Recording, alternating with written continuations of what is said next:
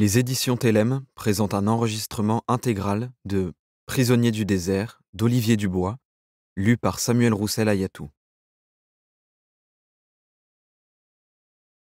À ma famille, à mes proches et à vous.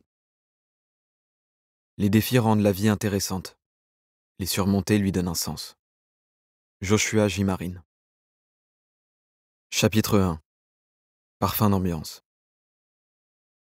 Je schlingue. Je le sais, ils le savent. Tassé entre mes gardes, les jambes compressées contre le tableau de bord dans l'espace confiné du pick-up, je me liquéfie dans mes odeurs. Je ne me suis pas lavé depuis 5 jours. Record atteint. Après la tempête, nous avons souvent changé d'endroit, et l'eau se fait rare dans les steppes arides que nous traversons.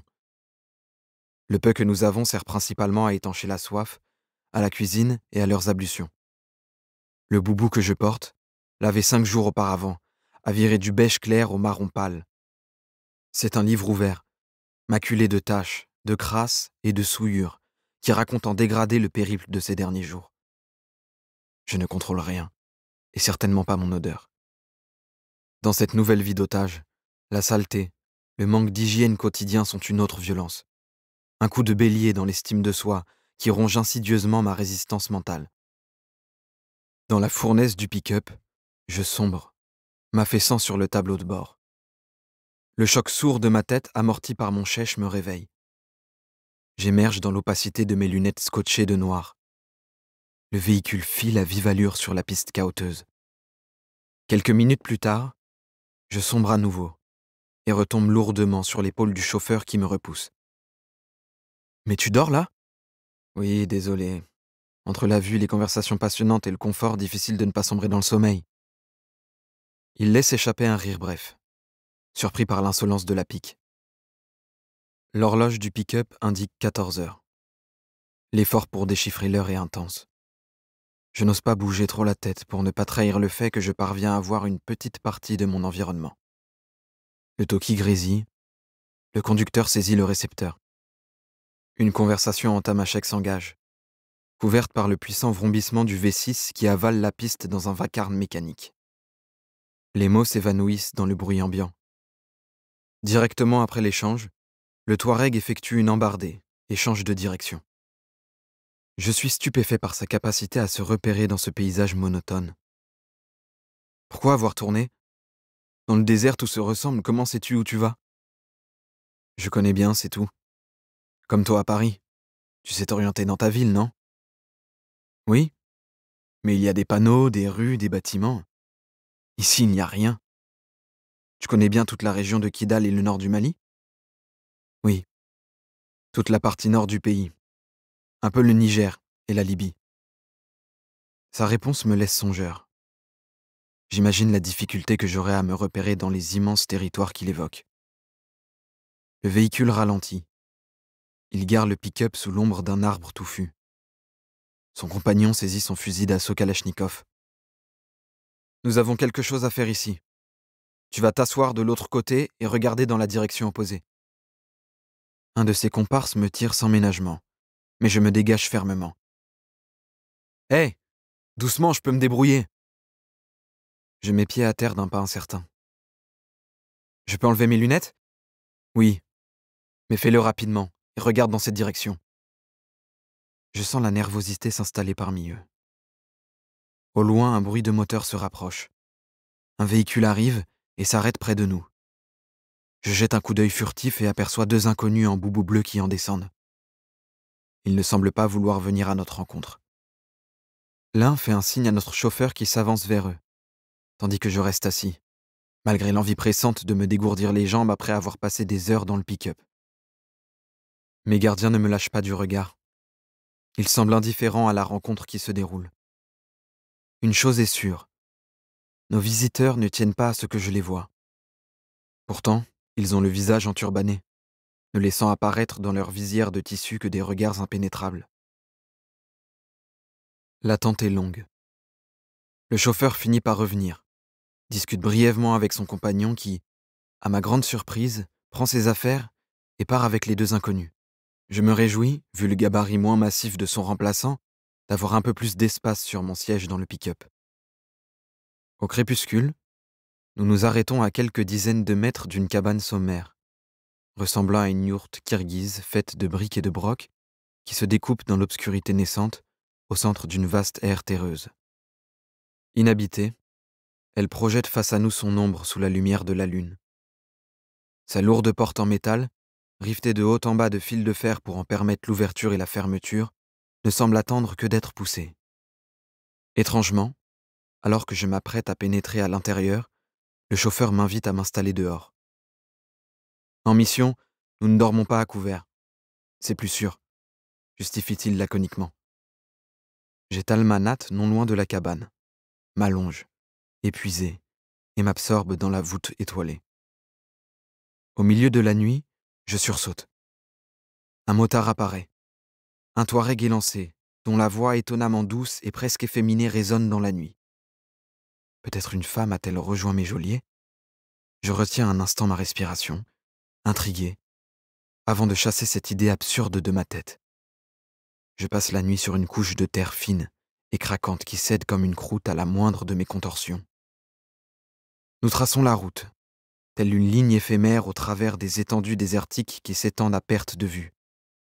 Une monotonie écrasante m'enveloppe dans cette errance sans but ni repère. Les quelques brèches furtives entre les bandes de scotch noir qui opacifient mes lunettes révèlent un monde en mouvement aux contours flous. À un moment donné, sur ma droite, un campement se dévoile lentement. Il est grand, mais disparaît rapidement, tel un mirage perdu dans la chaleur oppressante. Je note machinalement cet éclat de réalité distordue, cette fine lueur d'espoir révélée par mes lunettes. Puis, quelques dizaines de minutes plus tard, le paysage de solitude infinie se dissipe, laissant place à un large plateau sablonneux, parsemé de bosquets encaissés, dans une cuvette bordée de collines de sable et de pierre. Le Moudjahidine dirige le véhicule vers un tunnel végétal d'une conception trop parfaite pour avoir été façonné uniquement par la nature. Des branches, des morceaux de plastique et de tôle se mêlent pour former un abri élaboré, invisible depuis le ciel. Je sens très rapidement que cet endroit est fiable. Je ne sais pas combien de temps nous allons y rester, mais les vivres et l'eau dans la benne à l'arrière du pick-up peuvent assurer notre subsistance pendant plus d'une semaine. Autour de nous, des ânes, calmes ou plus impétueux, se déplacent au loin, parfois en groupe. Le silence est ponctué par le braiement perçant de l'un d'eux. Les deux jeunes djihadistes mettent pied à terre et commencent à sortir les affaires du pick-up. Leur chef libère le volant et s'approche de moi. « Tu vas pouvoir te laver, là-bas, sous les arbres, » me dit-il en me tendant un bout de savon et un jerrycan de 5 litres d'eau. La nouvelle me ravit. Je lui demande un miroir. Je ne me suis pas vu depuis mon enlèvement. Il déboîte l'un des rétroviseurs du pick-up et me le tend. Mon reflet me surprend totalement. Je suis face à un étranger. Ma moustache, que j'avais arrachée faute de rasoir, a repoussé par touffes sur ma lèvre supérieure. Mon front, ma bouche, mes joues, tout mon visage est souillé de sable, marqué par la fatigue, et atteste des jours difficiles que j'ai traversés. J'ai les yeux rougis et cernés. Ma peau rappelle la texture d'un vieux cuir terne, comme si le désert lui-même avait décidé de me marquer de sa présence. Et un rasoir? Il fouille dans son sac et me tend un antique rasoir de sûreté Gillette en métal à la lame vissée. Un modèle d'un autre temps. Tiens, mais interdiction de te raser la barbe. Pourquoi? C'est interdit, me répond-il sans plus d'explication malgré mon air perplexe. Derrière la barrière d'arbres qu'il m'a désignée, je me dénude et entreprends de me laver. L'eau qui s'écoule de mon corps est marron. Je me débarrasse de cette seconde peau de saleté et je me sens revivre sous cette sensation d'hygiène. Puis, derrière un tronc d'arbre, je rectifie ma pilosité faciale, indifférent à l'interdit. L'un après l'autre, les djihadistes procèdent au rituel purificateur. Ils se rhabillent, puis vont s'allonger sur le sable pour se sécher et se reposer, sans se soucier des fourmis qui y pullulent. Le chef m'invite à choisir un endroit alentour où je pourrais établir mon abri. Je balaie le terrain du regard et repère un arbre courbé, flanqué de deux autres, un rempart suffisant contre les assauts du soleil, que viendra compléter ma couverture tendue entre les branches. J'installe mes maigres affaires, ma natte, suspends ma gourde en frigo. Je suis content de mon choix. Puis je rejoins mes ravisseurs. À mesure que je m'approche, j'aperçois notre chauffeur, assis sur le sable, l'oreille gauche collée à un poste radio, absorbé par les nouvelles d'un monde et d'une réalité dont je suis désormais éloigné. Les autres membres du groupe, épuisés par nos déplacements incessants, sont toujours en train de se reposer. Soudain, le générique caractéristique du journal Afrique de RFI se fait entendre. La voix du présentateur énumère les titres des actualités d'une voix neutre. La distance à laquelle je me trouve ne me permet pas de percevoir distinctement ce qu'il dit. Sa voix marque une pause et prend un tour solennel, alors qu'il développe le premier titre d'information. J'entends mon nom. Olivier Dubois, journaliste indépendant qui travaille notamment pour le journal français Libération et pour le magazine Le Point, était parti début avril à Gao, dans le nord du Mali, pour réaliser l'interview d'un cadre djihadiste du groupe de soutien à l'islam et aux musulmans. Chapitre 2. L'enlèvement.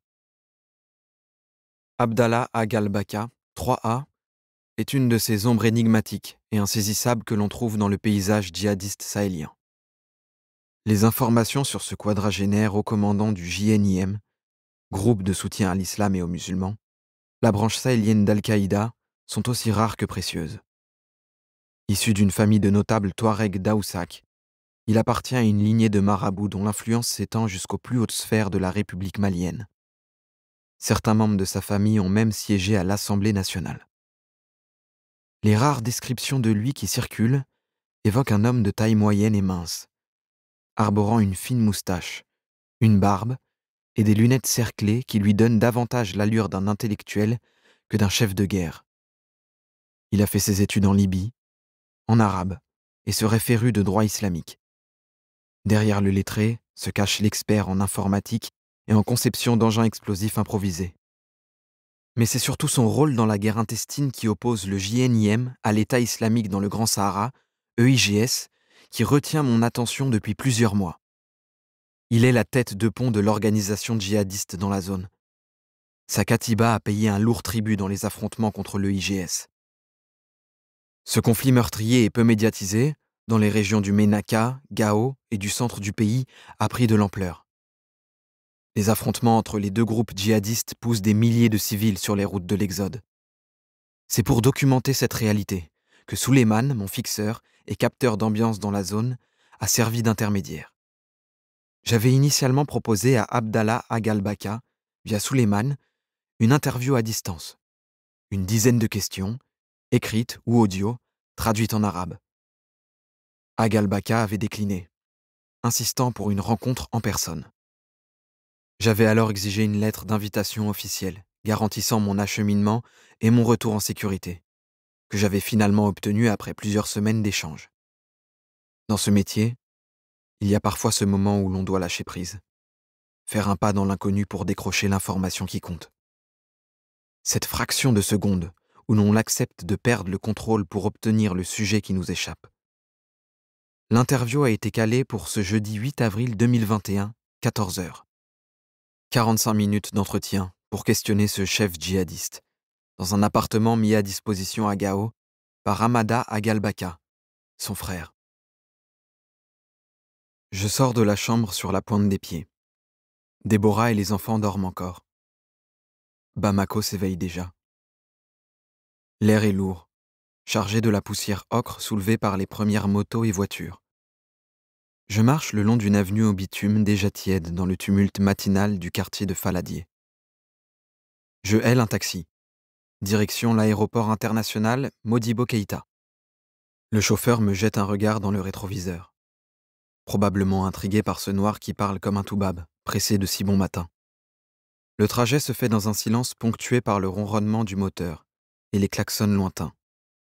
Je reste silencieux, perdu dans mes pensées, oscillant entre l'excitation du reportage à venir et une inquiétude sourde. À l'aéroport, les formalités s'enchaînent. Passeport, visa, contrôle de sécurité. Tout semble normal jusqu'à ce que je me retrouve face à un agent en costume, qui s'attarde un peu trop longtemps sur ma destination. Son regard passe du document d'identité à mon visage. Une lueur d'étonnement pointe dans ses yeux. Vous voulez vraiment aller à Gao?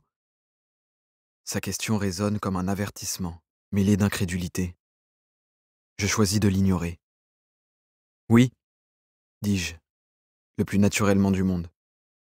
Il me rend mon passeport d'un geste lent, presque réticent. L'avion s'élance sur la piste et s'arrache à la terre. Sous nos ailes, le paysage se transforme progressivement, la végétation cédant la place aux étendues arides du désert. Mon téléphone vibre. Un message de Déborah. Nos échanges sur WhatsApp oscillent entre plaisanterie et tendresse voilée d'inquiétude. Fais attention à toi, écrit-elle. Je réponds pour plaisanter. Si je me fais kidnapper, tu pourras toujours écrire un best-seller. Où es-tu, mon amour? Ça ferait un joli titre. Nos émojis qui rient masquent mal une certaine appréhension. À 11 heures, Gao m'accueille dans sa fournaise. Je foule le tarmac qui ondule sous la chaleur écrasante. Mon esprit est déjà focalisé sur l'interview à venir, laissant peu de place à la petite voix au fond de moi qui me murmure que cette journée pourrait bien être le point de bascule de toute ma vie. Le bus m'emmène jusqu'à la gare routière de Gao, où Souleymane, mon fixeur depuis 3 ans, m'attend. Son visage s'éclaire d'un soulagement visible à mon approche. Les salutations échangées, il me guide vers un Toyota RAV4 blanc. Tu l'as gardé finalement? Dis-je en me rappelant ce cadeau qu'il disait avoir refusé de Baïdou Agarmada, bandit, djihadiste notoire, et possiblement un des intermédiaires qui allait rendre possible cette interview d'un chef du JNIM. Souleymane acquiesce, sans développer. Nous nous dirigeons vers l'hôtel Askia. À la réception, un réflexe me pousse à falsifier mon identité. J'inscris Olivier Bergame au lieu de Dubois, modifiant aussi les derniers numéros de mon téléphone pour le rendre factice. Un petit jeu de piste, au cas où. La chambre est spartiate. Un lit, une table, une chaise. Mon regard s'attarde sur l'unique fenêtre grillagée donnant sur une cour intérieure. Le seul accès à cette chambre est sa porte d'entrée. C'est aussi le seul échappatoire. Une boule d'angoisse se noue dans mon estomac. Je dois passer 2 jours et 2 nuits à Gao, ville réputée dangereuse, surtout pour un Français sans protection. Et cette attente qui me semble interminable est bizarrement ce que je redoute le plus, bien plus que la perspective d'un rendez-vous avec un cadre d'Al-Qaïda. Souleymane interrompt mes pensées pour savoir ce que je veux manger pour le déjeuner. Je veux tester la viande rôtie du coin, le dibi, et une bouteille du fameux Jurami, que je n'ai jamais eu l'occasion de goûter. Je me retrouve seul dans ma chambre d'hôtel et l'appréhension monte d'un cran. Interviewer un chef djihadiste. Je relis mes questions pour bien être sûr de couvrir tous les sujets que je veux ramener. J'anticipe des blocages, des refus, et imagine comment les détourner. Puis je pose mes questions à voix haute, les faisant rouler sur ma langue, espérant qu'elles sonneront naturelles le moment venu. Soudain, on frappe à la porte. Le silence qui suit mon « oui » s'éternise. Nouveau coup. Je me lève et me rapproche de la porte. Oui? Silence de l'autre côté. Sur mes gardes, j'entr'ouvre la porte. Un Malien d'âge mûr se tient là. Il me regarde une demi-seconde, puis scrute l'intérieur de la pièce derrière moi. Désolé, dit-il en revenant sur moi. Je me suis trompé de chambre. Je cherchais mon collègue, je pensais que c'était la sienne. Je m'excuse poliment et referme la porte. Il s'est trompé dans un couloir qui ne compte que 3 chambres. Son inspection visuelle était un peu trop insistante à mon goût.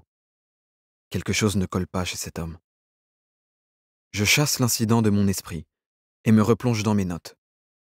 Souleymane revient avec le dibi et le Jurami. Nous déjeunons. Entre 2 bouchées, je le questionne sur les détails de notre expédition. Il hésite un instant. Justement, à ce propos, il repose le morceau de viande qu'il s'apprêtait à avaler. J'ai reçu un appel tout à l'heure. Il y a un changement de plan. Je me fige. Quel changement? Le rendez-vous est repoussé de 45 minutes. Mes épaules se relâchent. Et ils m'ont dit que je ne pourrais pas venir avec toi. Apparemment, ils ont leur propre traducteur. La nouvelle me frappe comme un coup de poing. Ils t'ont dit ça quand? Il y a une vingtaine de minutes. Ils m'ont appelé, dit-il en me montrant un petit téléphone portable. Je me lève, abasourdi. Si tu ne viens pas, ça change tout. Faire l'interview implique que je serai seul avec eux. Les pensées se bousculent dans mon esprit. Finalement, je lui demande. J'ai besoin de savoir maintenant si on continue ou si on arrête tout. Si tu penses qu'on peut y aller, qu'il n'y a pas de problème, je te fais confiance et on continue. Si tu as le moindre doute, on annule. Souleymane réfléchit quelques secondes, puis me regarde droit dans les yeux. Je ne vois pas pourquoi il te kidnapperait. La ville est gardée à chacune de ses portes. Et puis j'ai rendez-vous avec Abdallah Agalbaka juste après l'interview pour lui faire sa piqûre pour le diabète. Donc ça m'étonnerait qu'il s'amuse à t'enlever. Je pèse ses mots, cherchant à déceler la moindre trace de doute dans sa voix. Voyant mon hésitation, il ajoute. Si tu veux, on arrête tout et je t'amène au camp des FAMAS, les forces armées maliennes. Je reprends une profonde inspiration. Être si proche du but et abandonné, comme ça? L'adrénaline et la raison se livrent bataille dans ma tête. Ok. Puisque tu penses que c'est bon, on y va. Mais on revoit le plan B, celui en cas de problème. Nous avions convenu que, si 2 heures après qu'il m'eût laissé au point de rendez-vous, je ne l'avais pas contacté, il devrait filer au camp de la force Barkhane pour leur raconter ce qu'il s'est passé, et leur dire que j'avais disparu, puis contacter les personnes dont je lui avais laissé les numéros. On se prépare. Je revais le basin que les djihadistes m'ont acheté pour l'interview. Je peine avec mon chèche-vert. Souleymane me vient en aide. Avec le turban qui drape ma tête et couvre la moitié de mon visage, je ressemble à un Touareg. J'ai laissé derrière moi mon téléphone, mon passeport et mon portefeuille. Je n'ai gardé que l'essentiel. Ma montre, un bloc-notes, un stylo et 40 000 francs CFA en cas de besoin. Rien qui puisse donner des informations sur moi. Nous quittons l'hôtel Askia aux environs de 14h45. Dans le hall d'entrée, je croise à nouveau l'homme qui a frappé à ma porte, assis avec un autre, peut-être le fameux collègue. Il me regarde avec une intensité que je ne m'explique pas. Ce détail me trouble, mais je n'ai pas le temps de m'y attarder. L'air brûlant nous accueille à l'extérieur. Nous montons dans la RAV4 de Souleymane et prenons la route vers le lieu du rendez-vous. Selon lui, nous allons recevoir un appel. Ils viendront à nous. Le compte à rebours est lancé. Dans 2 heures, j'aurai réalisé cette interview où je chasse cette pensée. Gao, ville frontière entre le Sahel et le Sahara, défile derrière les vitres. Les constructions en dur cèdent progressivement la place à des habitations plus modestes. Des enfants jouent au football sur un terrain vague. Leur rire insouciant résonne sous le ciel ensoleillé de ce début d'après-midi. Au loin, les eaux du Niger scintillent. Le RAV4 s'immobilise, près d'un entrepôt de boissons. Souleymane coupe le moteur. Il est tendu. Le silence s'installe dans la Toyota. Mes doigts se crispent involontairement sur le bloc-notes orange qui repose sur mes genoux. Soudain, son téléphone vibre. Je tends l'oreille, mais je ne comprends rien à ce qu'il se dit. Il raccroche, se tourne vers moi. Ils nous ont vus. Ils veulent qu'on sorte de l'ombre. Nous remontons lentement la rue. Mes yeux scrutent les alentours. C'est alors qu'il apparaît. Un pick-up Toyota V6 couleur sable, surgissant d'une rue devant nous. Le véhicule s'arrête à notre hauteur. Ils sont 4, 2 à l'arrière, enturbanés, 2 à l'avant. Pas d'armes visibles. Le conducteur, dont seuls les yeux rougis percent à travers son chèche, échange rapidement avec Souleymane. Puis son regard se fixe sur moi. Un simple geste de la main. C'est le moment. Je me tourne vers Souleymane. Tu es mon dernier filet de sécurité. Je descends et claque la portière du RAV4. Je parcours l'espace qui me sépare de leur véhicule rapidement, sans hésitation, comme téléguidé. J'ouvre la portière de leur pick-up, m'installe à bord et, d'un signe de la tête, salue le conducteur qui démarre en trombe. Je fixe la route devant nous, ignorant la silhouette de Souleymane qui s'éloigne dans le rétroviseur. Le point de non-retour est franchi. Le pick-up avale les kilomètres. Je me plonge dans mes notes. Le paysage défile, flou, à travers la vitre. Les dernières maisons de Gao s'effacent, laissant place à une étendue de sable parsemée de buissons épineux. Le ciel est d'un bleu intense. Soudainement, un autre pick-up en face de nous, identique au nôtre, couleur sable. Deux silhouettes enturbanées à l'avant, dont une en boubou blanc. Je souris, amusé par la similitude. Tiens, ils sont pareils que vous. À peine les véhicules se croisent-ils que 3 coups sourds résonnent sur le toit du Toyota. Un djihadiste a frappé. Instantanément, nous sommes projetés en arrière. Le chauffeur écrase l'accélérateur comme si sa vie en dépendait. Le 4x4 bondit en avant, dévorant la piste dans des rugissements nerveux. Les chaos me secouent violemment. J'agrippe la poignée au-dessus de moi et plaque ma main gauche au tableau de bord pour amortir les secousses. Le chauffeur ne fait qu'un avec son véhicule. Il lit la piste qui défile à toute allure en temps réel. Par des petits à-coups précis du volant, il maintient notre course folle, alors que le moindre écart nous ferait filer dans le décor. Agrippé au tableau de bord, je crie dans le vacarme. « Tu conduis bien !» Il me regarde, puis hoche la tête. Autour de nous, le paysage change. Les rares touffes de végétation cèdent la place à des bancs de sable à perte de vue. Entre les chocs qui me renvoient contre la portière ou la plage avant de la voiture, le temps s'étire, élastique. Quand je relève la tête, une inquiétude me saisit. 30 minutes sont déjà passées.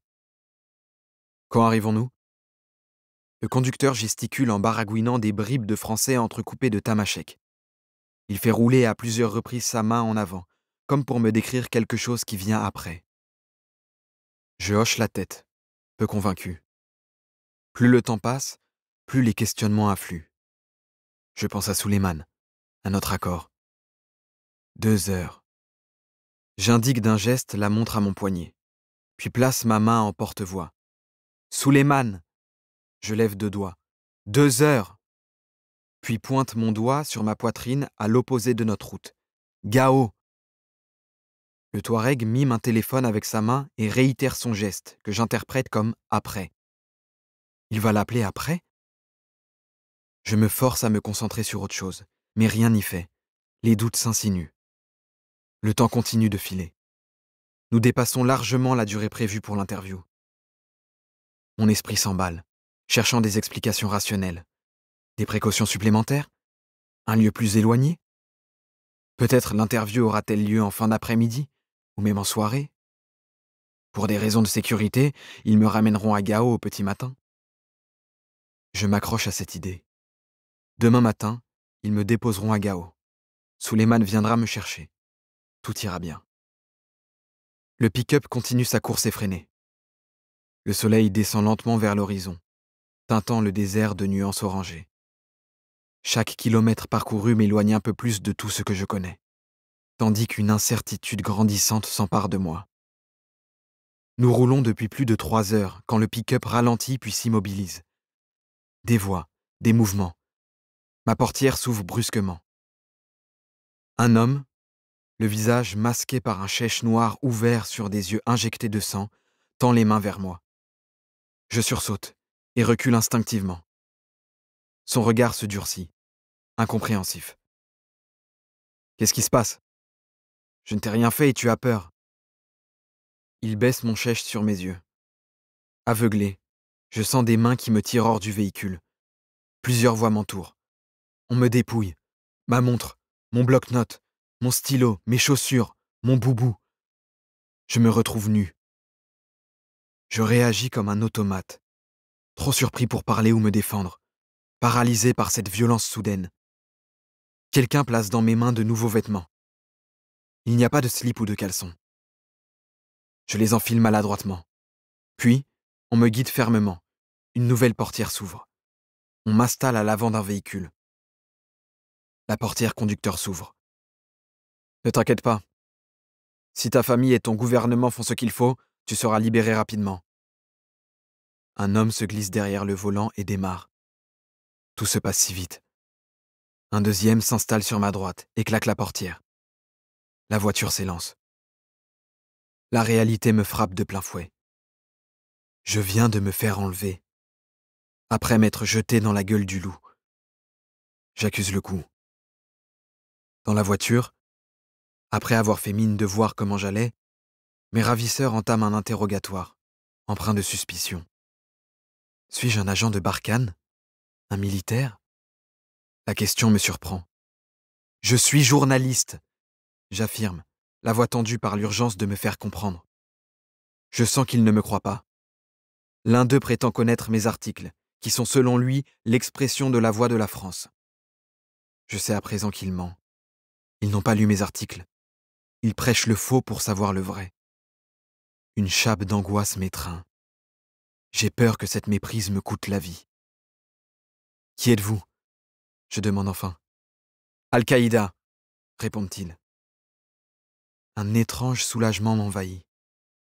Il ne s'agit pas de l'État islamique. Je ne vais peut-être pas vers une mort certaine et atroce. S'ils sont d'Al-Qaïda, ils voudront peut-être négocier, demander une rançon. Le véhicule file dans la nuit. Dans ma tête, les images des derniers événements, brouillées par les visages de mon fils, de Gigi, de Déborah, s'entremêlent. Les reverrai-je? Que s'est-il passé? Pourquoi m'avoir kidnappé alors que j'étais invité? Où allons-nous? Que vont-ils faire de moi? Dans l'obscurité qui m'enveloppe, mon esprit se débat encore contre cette évidence. Je suis devenu un otage. Le véhicule s'immobilise brusquement. On m'extirpe de l'habitacle. Le chèche sur mes yeux est relevé. Autour de moi s'étend une vaste étendue sablonneuse, parsemée d'arbres. Des bouses de vaches jonchent le sol un peu partout. Il y a là plusieurs personnes. Je dénombre plus d'une dizaine de motos. Un tapis est déroulé. On m'invite à m'asseoir. Soudain, un bêlement déchirant retentit, très vite noyé dans des borborigmes. Un mouton qu'on égorge. Des voix s'élèvent, nombreuses, indistinctes. Mes ravisseurs s'installent à mes côtés, tentent d'engager la conversation. Leur proximité m'oppresse. J'entends leur voix en sourdine. Je suis submergé par l'angoisse. L'image de mes enfants s'impose, douloureuse. Qu'ai-je fait? On me présente un plat de viande, fade, insipide. Mon estomac se noue. Je ne peux rien avaler. Je reste prostré, absent. Les questions de mes geôliers se perdent dans le brouillard de mes pensées. Ces hommes qui m'entourent sont qualifiés chez moi de terroristes, des tueurs, kidnappeurs, des fanatiques. Je n'ai jamais touché cette réalité d'aussi près. Mon regard se fixe obsessionnellement sur les bouses. Tout me semble souillé, contaminé. L'un d'eux, la Caucase, le Caucasien, tente de me rassurer. Il me caresse les chevilles. Un geste qui me déstabilise. Je pense à un viol, à une agression. Il faut que je me reprenne, il me faut un sursaut. Son acolyte, Mossa, reste distant, suspicieux. Dans ses yeux, je lis le doute. Pour lui, je suis peut-être un agent français. On me relève. Me voilà juché sur une moto, derrière un colosse barbu. Un second moudjahidine à moto nous suit. Nous filons dans la nuit. Au-dessus de nous, la voûte céleste déploie sa splendeur, indifférente à mon sort. Une pensée me glace. Je roule la nuit avec des djihadistes. Et si un drone français nous repérait? M'atomiserait-il sans savoir qu'il y a un Français avec eux? Nous nous arrêtons dans un sous-bois silencieux. Une natte est placée sur le sol. Elle sera mon lit. Le Touareg sort une chaîne longue de plusieurs mètres. À sa vue, mon cœur s'emballe. Il l'attache à ma cheville. L'humiliation me submerge. Je ne suis plus qu'un objet, une propriété. Pourquoi? La nuit, tout peut se passer, dit-il en s'éloignant. Il s'installe à une centaine de mètres, tourné vers moi, pour m'avoir bien en vue. Je reste seul, enchaîné, vulnérable. Chaque ombre, chaque bruissement devient une menace. L'incertitude me ronge. Dans le silence illusoire de cette première nuit de captivité, le sommeil me fuit. Le froissement des feuilles, le bourdonnement lointain d'insectes qui rampent ou qui volent, le cri occasionnel d'un animal nocturne. Ces sons prennent une dimension menaçante, comme si la nature elle-même, après m'avoir accueilli dans son immensité, se refermait maintenant sur moi, complice silencieuse de ma peur et de ma captivité. Chapitre 3. La Katiba. J'émerge désorienté d'une nuit troublée, le corps engourdi. La fatigue n'est pas mon principal problème.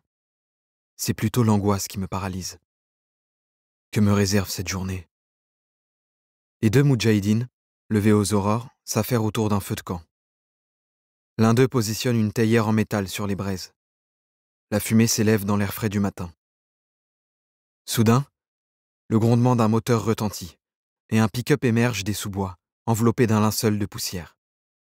Le véhicule s'arrête dans un crissement de pneus sur le sable. Un silence s'installe, rompu uniquement par le cliquetis du moteur qui refroidit. Le conducteur met pied à terre et me transperce d'un regard dur et pénétrant qui me cloue sur place. Il s'approche et, d'un ton autoritaire, m'ordonne de le suivre et de monter dans le pick-up.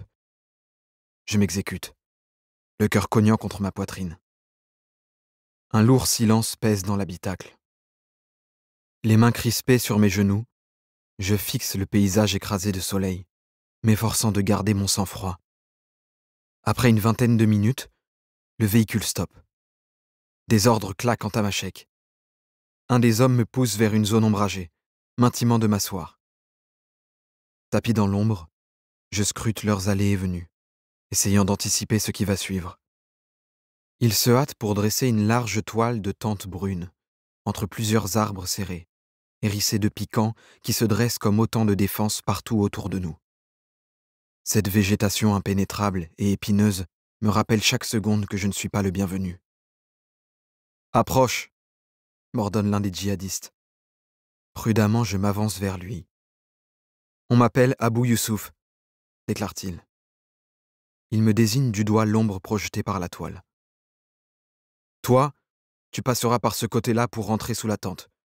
Nous entrerons de l'autre côté. Tu as bien compris ?» Sa voix est ferme, sans place pour le doute. J'acquiesce, les nerfs à vif. Je me faufile sous l'abri de fortune, l'estomac vide, submergé par le vertige de cette situation qui m'échappe. La réalité de la captivité s'installe lentement dans mon esprit, tel un fardeau. Je ne sais quelle attitude adopter, tiraillé entre prudence et impuissance. Les trois djihadistes autour du feu commencent à rassembler du bois et préparent un repas rudimentaire. Le vrombissement de moteur me fait sursauter. 3 motos débarquent soudainement, dans un concert mécanique, ajoutant à ma nervosité. La première moto est conduite par un jeune homme au visage d'ange. Son turban flotte comme un drapeau au vent. Assis derrière lui, un homme noir aux dents de travers tient sur ses genoux une chèvre qui bêle désespérément. La deuxième moto s'approche, pilotée par un jeune Touareg de petite taille, portant un chèche violet à pois. Son teint basané accentue son air résolu. Sur une autre moto, un individu, coiffé d'une chevelure épaisse qui lui fait comme un casque, affiche sur son visage un large hématome qui lui part de son arcade sourcilière droite et s'étend jusqu'à la moitié de son nez. Après les salutations d'usage, la chèvre est proprement égorgée. Les djihadistes se mettent à dépecer l'animal, jetant des morceaux sur les braises. Son foie et ses intestins sont préparés en brochettes sur la baïonnette des fusils et cuits à même les flammes. Je contemple cette scène primitive, partagée entre fascination et dégoût, tandis que mon estomac se serre. Abou Youssouf me tend un morceau de viande.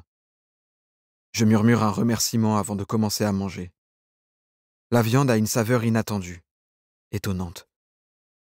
Je mastique lentement, suspendu entre ce moment presque normal et l'incertitude qui m'étreint. Autour du feu, les langues se délient, Abou Youssouf m'observe pendant que je mange. Son regard est différent des autres, plus curieux qu'hostile.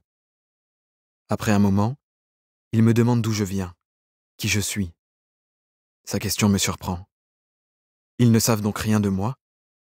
Je termine ma bouchée, cherchant les mots justes, et lui apprends qui je suis, puis ose à mon tour l'interroger sur son parcours. Contre toute attente, il accepte de me répondre. Sa voix posée contraste avec son apparence de combattant aguerri. Son récit dévoile un parcours que je n'aurais pas soupçonné. Il est dans le djihad depuis 8 ans, dont 4 en détention à la sécurité d'État à Bamako. Nous étions une vingtaine, entassés dans une cellule de 10 mètres carrés, sans aucune hygiène, obligés de faire nos besoins à même le sol, dit-il sombrement.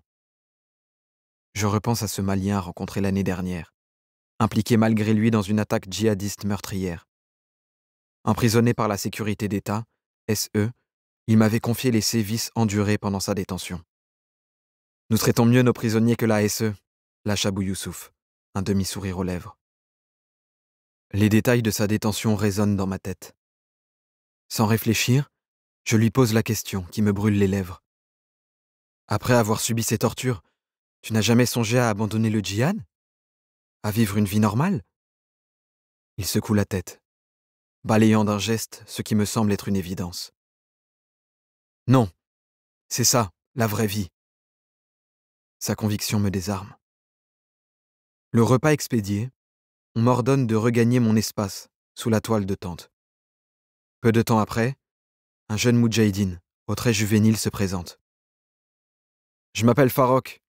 Je suis le frère de celui qui t'a pris à Gao, et à qui tu as dit qu'il conduisait bien. Les yeux rougis, le chèche vert. Je reconnais son frère. As-tu entendu la fusillade peu après ton enlèvement? Je secoue la tête, stupéfait. Tu n'as rien entendu? Insiste-t-il surpris. Il sourit avant d'ajouter. Un véhicule vous a pris en chasse. Ils ont tiré sur votre voiture. C'étaient des gens de Daesh. Un frisson me parcourt. Étais-je si absorbé par mes pensées que je n'ai rien entendu? L'idée qu'une fusillade soit survenue sans même que je m'en rende compte me laisse perplexe. Le soleil décroît timidement à travers les feuillages, tandis que 2 silhouettes familières émergent de l'horizon. Ce sont les moudjahidines qui m'ont conduit dans la 2e voiture lors de mon enlèvement. La Caucase, l'air affable malgré ses yeux durs, et Mossa, qui ne cesse de me toiser d'un regard suspicieux. Mossa s'approche et m'explique comment créer un frigo rudimentaire. Un chèche mouillé, exposé à l'ombre et au vent, pour garder l'eau au frais. La Caucase me jauge du regard. Tu as besoin de quelque chose? Je suis fumeur, et le stress de ces dernières heures a amplifié mon désir de tabac. Sans réfléchir, je lâche. Une cigarette. Les mots m'ont échappé. Je réalise trop tard ma maladresse. Il se raidit. Son regard se fait glacial. Non, ce n'est pas possible, tranche-t-il sèchement, le dégoût déformant ses traits avant de tourner les talons. Mossa reprend son interrogatoire de la veille, déterminé à me faire craquer. On a eu des infos sur toi. Un frisson glacé me traverse. Ce n'est pas tant ce qu'il sait qui m'inquiète que ce qu'il croit savoir, et les conséquences qui pourraient en découler. Quelles infos? Je m'efforce de garder une voix stable. Quelqu'un qui te connaît nous a parlé de tes bureaux à Bamako. Il y a celui où tu travailles et celui où les gens viennent te donner les informations, que tu transmets ensuite aux Français. Il me toise, sûr de lui, le regard chargé de suspicion. L'absurdité de ces accusations me frappe de plein fouet. Une désinformation probablement intéressée, qui pourrait me coûter la vie. L'injustice de la situation génère en moi une colère sourde que je m'efforce de contenir. 2 bureaux. C'est n'importe quoi. Je travaille de chez moi ou je suis sur le terrain. Renseignez-vous, je n'ai rien à cacher. Si j'étais toi, je changerais d'informateur. Mon ton est contrôlé, mais l'agacement et la tension le rendent acerbe. Il s'installe plus confortablement, un sourire mauvais aux lèvres. Tu es avec Macron? On le sait, je suis journaliste. Je souffle, épuisé par cette mascarade. Il se penche vers moi. Tu es avec les Français, on le sait. Tu es avec Macron. Il accompagne le nom du président français d'un geste de la main, mimant une lame tranchant sa gorge. Lui, t'inquiète pas, on va bientôt le tuer. Je m'efforce de maintenir une façade impassible. Mais ma respiration doit me trahir. Ma deuxième nuit est aussi blanche que la précédente. Le bruit métallique de la chaîne, à chacun de mes mouvements sur la natte, me perturbe. Le cœur serré, je pense à mon fils, à ma fille, à Déborah, à mes proches, à leur douleur quand ils découvriront que je ne suis pas rentré. Le sort incertain qui m'attend me hante. À l'aube, je suis tiré de mes réflexions par le grésillement d'un talkie-walkie, suspendu en hauteur à une branche. Il diffuse des bribes de conversation. Je me redresse lentement, cotonneux à cause du manque de sommeil. Les Moudjahidines se sont rassemblés pour le rituel de la prière. Un certain Marwan, visiblement le plus érudit d'entre eux, mène l'office religieux. Abou Youssouf, bien que plus ancien, se positionne sagement derrière lui. Il lève les mains avant de les joindre au niveau de la taille. Face à eux, la Kalachnikov de Marwan repose sur le sol et constitue une sorte d'autel guerrier devant lequel ils s'inclinent. En les observant, je mesure à quel point la présence divine imprègne leur quotidien. Elle transforme leur vie austère en un véritable art de vivre. Pour briser l'ennui mortel qui rythme cette journée, je cherche à glaner quelques informations quand on m'aborde. Abou Youssouf se montre le plus accessible et maîtrise bien le français. Il me dit qu'ils ne se considèrent pas comme des terroristes, des meurtriers ou des criminels, des termes qu'il réfute avec véhémence, comme si c'était une injure qui leur était faite. Pour eux, leur lutte est empreinte d'une légitimité que le monde extérieur leur refuse. Ils me demandent au bout d'un moment pourquoi Barkhane m'a envoyé. J'essaie d'expliquer calmement qu'il y a méprise, que je suis journaliste, que je venais à Gao pour un reportage avec une lettre d'invitation de leur part garantissant ma sécurité. Ils hochent la tête, semblent peser mes mots, comme s'ils commençaient à comprendre. Puis ils me lancent. Ils ont des journalistes chez Barkhane ? Il doit être près de 16 heures ce samedi 10 avril. Normalement, je devrais être en ce moment à l'aéroport, dans une file d'attente, attendant de m'installer à ma place dans l'avion à destination de Bamako pour rentrer chez moi. Une place manquante que personne ne remarquera. Mais, après l'atterrissage, quand aucune nouvelle ne viendra, quand mon téléphone dirigera immanquablement chaque appel vers ma boîte vocale, Déborah, à Bamako, saura qu'il m'est arrivé quelque chose. Elle suivra les instructions que je lui ai données, et le cauchemar, pour elle, pour eux, commencera. L'après-midi tire à sa fin quand le pick-up de Lakaokaz et Mossa débouche dans le camp provisoire. Ils sortent une grande toile beige du pick-up et viennent vers moi. Lakaokaz me salue, balaie du regard mon abri, puis s'accroupit. Il sort un téléphone portable et y glisse une carte micro SD. Nous allons faire une petite vidéo. Ces mots me paralysent. Une vidéo. Une preuve de vie. Un message vidéo court qui va officialiser ma condition d'otage, déclencher une machine qui impliquera mon pays et bouleversera la vie de ma famille, de mes proches. La honte et le stress m'envahissent. Devant mon silence, la Caucase me dévisage. Tu as compris ? Je hoche la tête mécaniquement. Mossa déploie la toile derrière moi, effaçant mon abri de fortune. Tu te présentes, tu dis où tu as été kidnappé, que c'est le JNIM qui te détient, puis tu demandes que tout soit fait pour qu'on te libère. Pas plus d'1 minute. Une partie de moi voudrait protester et supplier de ne pas faire ça. Mais je sais que c'est inutile, que je n'ai aucun argument à leur opposer. Les deux Touaregs s'accroupissent à ma hauteur. La LED de la petite caméra du smartphone s'allume. Je récite le message demandé. Ils visionnent la vidéo, mais quelque chose les dérange. Mossa pointe du doigt la branche au-dessus de ma tête. La Caucase acquiesce, ramasse mon chèche et l'enroule autour de la branche. Ils se remettent en place. L'exaspération monte en moi. La LED s'allume à nouveau. Je débite le message une seconde fois, agacé par cette répétition qui ne fait qu'accentuer mon malaise. Cette fois, il semble satisfait. La Caucase extrait la carte SD, la glisse dans une pochette plastique qu'il range dans sa poche. Puis il s'installe autour de moi, rejoint par les autres. En une dizaine de minutes, la tension monte encore entre nous. Mossa déballe un chapelet de soupçons basés, dit-il, sur des informations données par des gens qui me connaissent. À bout de nerfs, je ne peux plus me contenir. Je ne suis pas un agent français. L'exaspération et l'angoisse font trembler ma voix. Je suis journaliste, et il faut être vraiment con pour affirmer le contraire, avec tous les articles que j'ai écrits et que l'on peut trouver sur Internet. Le mot con m'a échappé. Et Mossa, qui parle bien le français, piqué au vif par cette insulte devant ses compagnons, lève vers moi un doigt menaçant comme une arme. Tu n'es rien qu'un kafir, et nous pouvons te faire tout ce que nous voulons. Il lance une série d'ordres brefs qui rationnent ma nourriture, mon eau. Je dois dorénavant rester éloigné à 400 mètres d'eux, enchaîné, et nul n'a le droit de me parler. Les autres djihadistes, silencieux, acquiescent.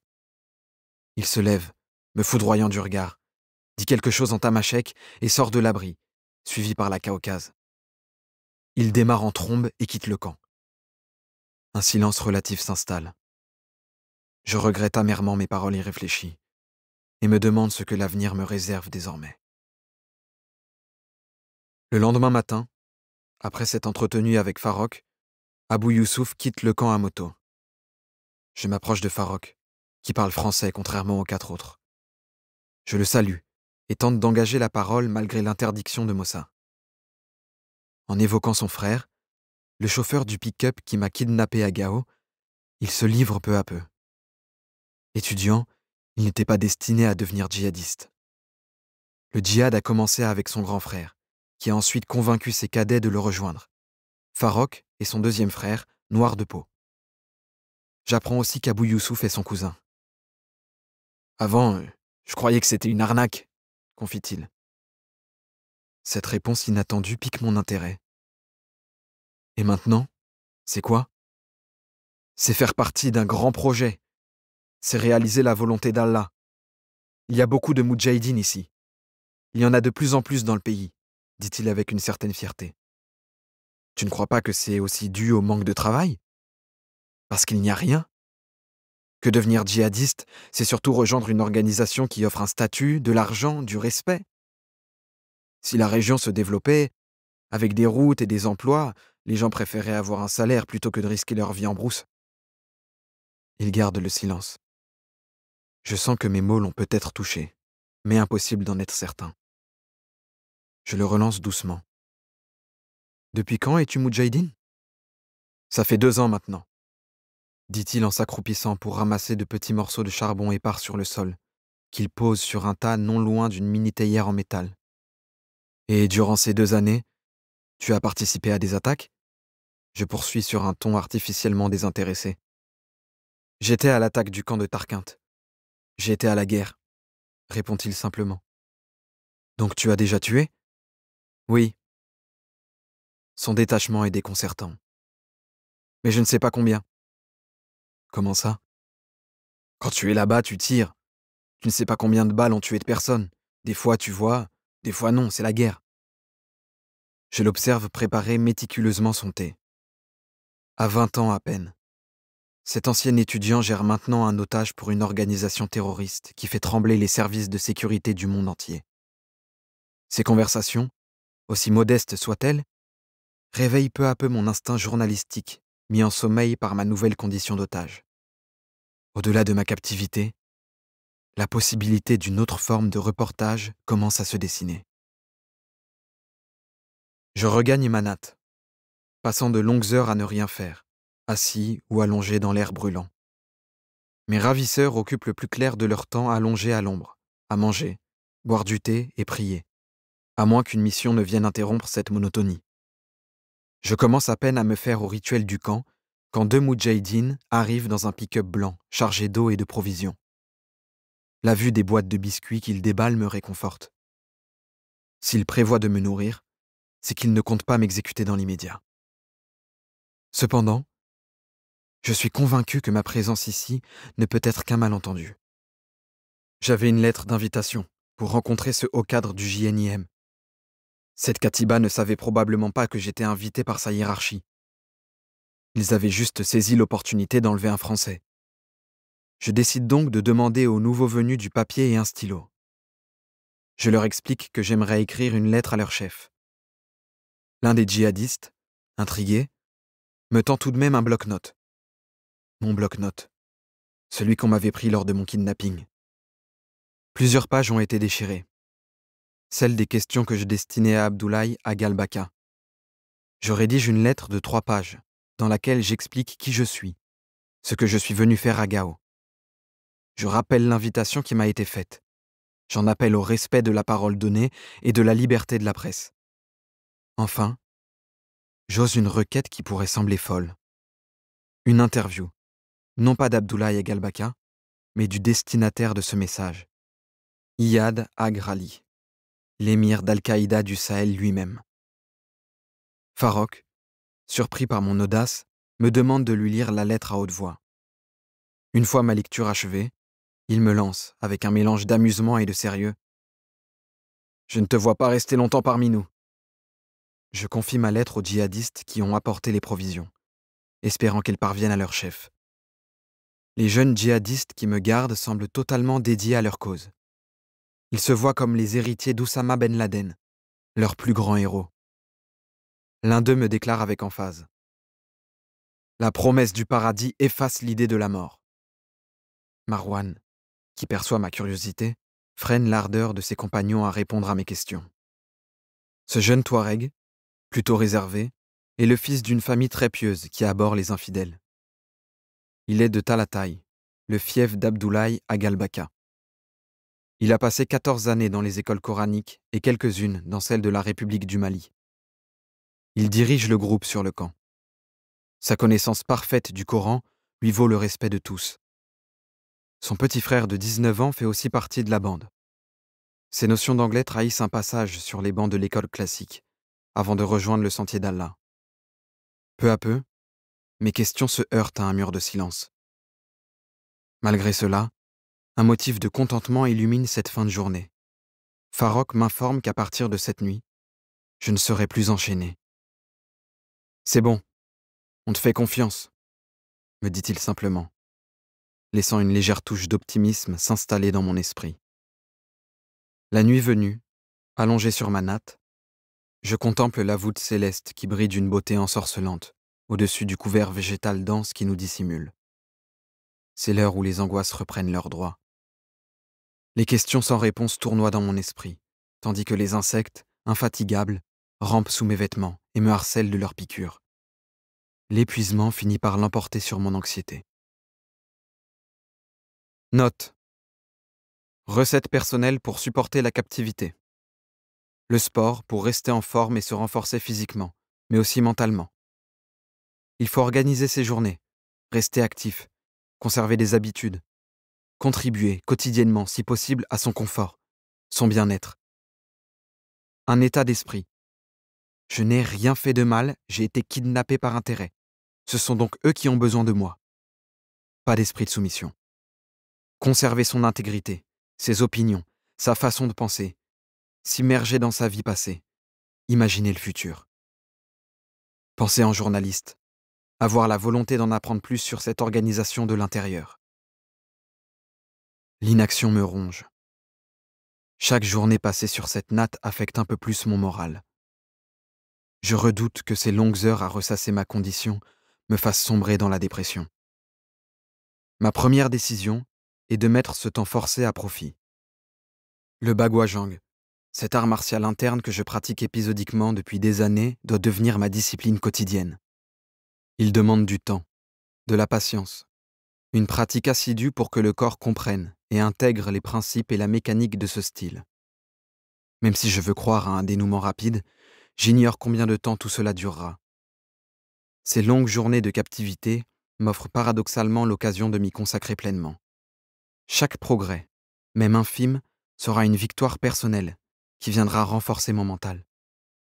J'envoie aussi le signal que je ne suis pas une proie facile. un otage désorienté et craintif. Ce sont des combattants. Ils doivent respecter la force et la détermination. Il est hors de question que je sois agressé ou humilié. Je refuse d'être à leur merci, et si les choses tournent mal, il faut que je sois prêt à faire face, quelle qu'en soit l'issue. Il ne fait aucun doute que ma survie dépendra autant de mon mental que de mon physique. Je dois garder mon esprit actif, ne pas me laisser engloutir par le désespoir. Mon métier de journaliste devient alors une aubaine. Je suis au cœur d'une organisation dont peu de gens connaissent le fonctionnement réel. Observer leurs interactions, comprendre leur hiérarchie, leur motivation, leur quotidien. Continuer mon travail dans ce nouveau terrain d'investigation. Cette quête d'information me donne des défis quotidiens, me maintient en éveil. Cette approche m'amènera à prendre de la distance avec ma condition d'otage. Je ne serai plus seulement celui qui subit. Je deviens celui qui observe et analyse. Je me lance un défi majeur. Comprendre ce qui s'est réellement passé lors de l'assassinat des 2 reporters de RFI, Ghislaine Dupont et Claude Verlon. En novembre 2013, comme moi, ils ont été enlevés dans le nord du Mali. Leur histoire s'est terminée brutalement quelques heures plus tard. Ils ont été abattus par leurs ravisseurs. Élucider leur mort devient ma quête principale, comme si percer ce mystère pouvait m'aider à échapper à leur destin. Le lendemain, je tâte le terrain avec Farrokh. Après quelques détours, il consent à me livrer sa version des faits. Ils ont été enlevés par un commando de Moudjahidine. Ils ont été d'abord poursuivis par la CMA, coordination des mouvements de l'Azawad, puis par Serval. Ils ont été acculés. Serval a fait un signe aux journalistes de s'enfuir, et quand ils ont couru, les djihadistes ont ouvert le feu, raconte-t-il. Voyant mon air étonné, il me lance un sourire goguenard. Ce n'est un mystère que pour vous en France. Ici, tous les Moudjahidines savent ce qui s'est passé. Les jours passent dans notre camp de brousse. La routine s'est installée entre les prières, les repas et les discussions des djihadistes. Un matin, un vrombissement mécanique traverse le ciel. Je lève les yeux, mais je ne distingue rien dans le ciel clair et nuageux. Le son revient quelques heures plus tard, plus proche cette fois. Puis encore. Au 3e passage, il n'y a plus de doute. Des drones nous survolent. Mes geôliers aussi l'ont compris. Leurs regards furtifs vers le ciel trahissent leur inquiétude. Après quelques échanges au talkie-walkie, Marwan prend la décision de lever le camp. Peu après, une escorte de 8 hommes lourdement armés, dont l'Aka-Okaz, débarque à moto. Il me fait signe de monter derrière lui. Un convoi singulier, fort d'une douzaine de motos, sort en trombe du bois et s'enfonce dans l'immensité. Nous roulons un peu moins d'1 heure. Les motos s'arrêtent dans un espace boisé et sablonneux, brûlé par le soleil. Au sol, d'immenses trous laissent deviner que des gens ont creusé ici, cherchant de l'eau, sans succès. Je remarque le matériel hétéroclite sur les motos des Moudjahidines. Couverture, outils, nourriture, armes, chambre à air. Tout l'équipement nécessaire pour vivre de façon autonome en brousse. À peine sommes-nous installés que l'Aka-Okaz passe à l'offensive. Sais-tu quel jour on est? L'heure? Tu n'as plus de repères maintenant, n'est-ce pas? Me lance-t-il avec une satisfaction visible. Je donne le jour exact et l'heure approximative. Il semble décontenancé. Depuis mon enlèvement, je me répète chaque matin la date pour ne pas perdre le fil. Quant à l'heure, j'apprends à la lire jour après jour en observant le soleil. Tu as de l'argent? Tu as combien sur ton compte en banque? Poursuit-il avec intérêt. Je ne suis pas riche. Vous avez kidnappé un petit journaliste. Je ne suis pas Serge Daniel, dis-je avec un haussement d'épaule. Serge Daniel, hein? Tu sais où il habite? Où on peut le trouver? Je reste interdit par sa question. Mi-malicieux, mi-sérieux, il ajoute. Tu sais, il faut bien le dire, nous les djihadistes, nous détestons tout le monde sauf les musulmans. Tu es marié? Je secoue la tête sans répondre. À quoi bon? Il enchaîne alors sur une tirade sur le péché. Affirme que mes enfants, si j'en ai, sont des bâtards. Son regard s'enfonce dans le mien, cherchant l'étincelle de colère qu'il pourrait exploiter. Je reste de marbre, lui refusant ce plaisir. Lors du repas du soir, tous les djihadistes se regroupent autour d'un plat de viande et de macaroni à la tomate. Quand je m'avance pour me servir, la Caucase m'interrompt avec mépris. Nous partageons ce plat avec toi parce que nous y sommes obligés. Mais pour nous, c'est comme le partager avec un chien. Je ne dis rien, tout en plongeant ma patte dans le plat. Une conversation s'embrase autour de moi concernant les Français et la force Barkhane. La Caucase, peu avare de confidence. Nous espérons que vous avez apprécié cet aperçu. Pour continuer à écouter ce livre audio sur Google Play Livres, utilisez le lien dans la description de la vidéo.